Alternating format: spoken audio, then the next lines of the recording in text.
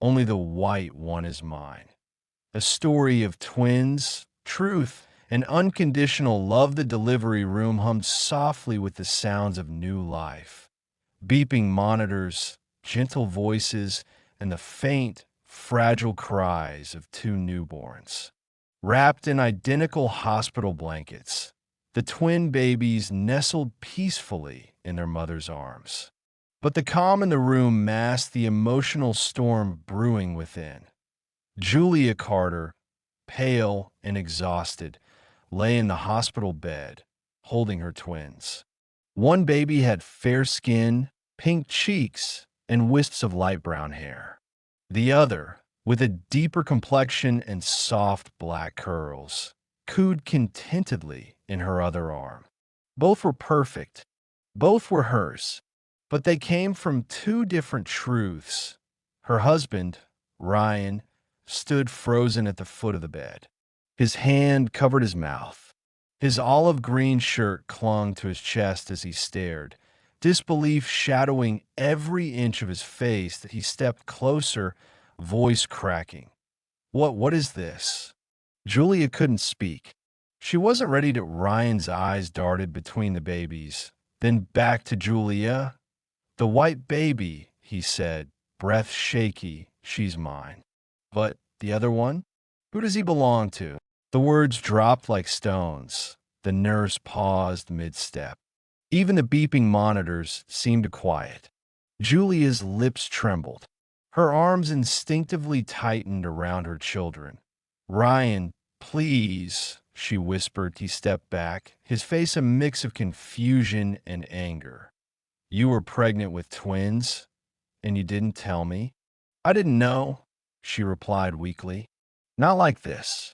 I didn't know they'd be different. They're not just fraternal, Julia. His voice grew sharp. That boy, he isn't mine.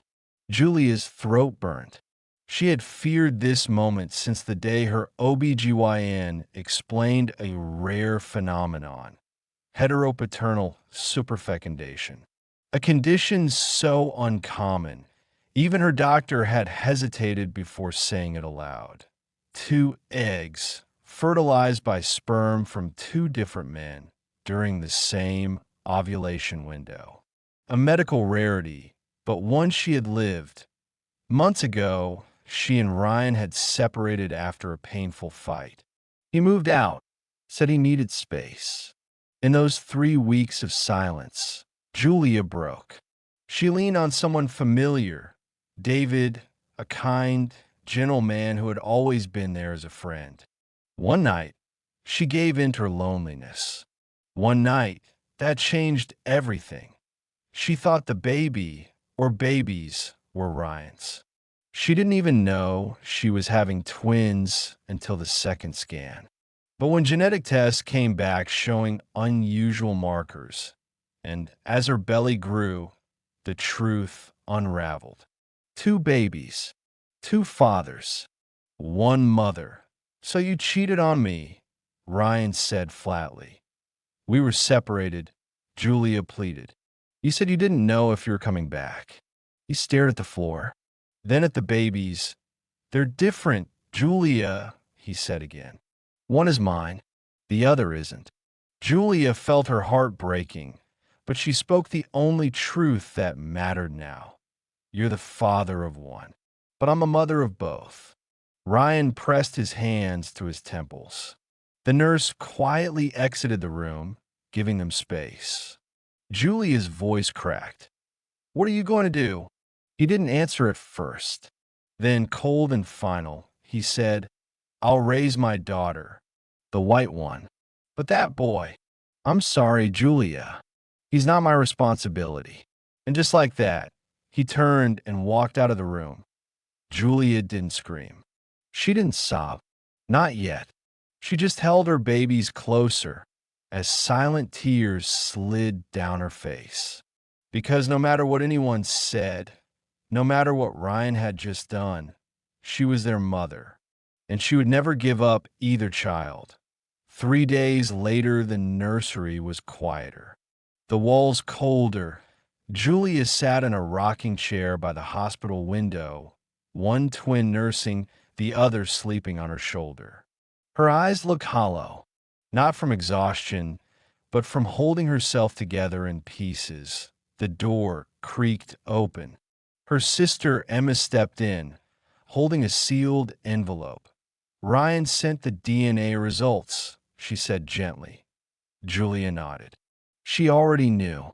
The hospital had run its own internal analysis after delivery, but the paper made it official.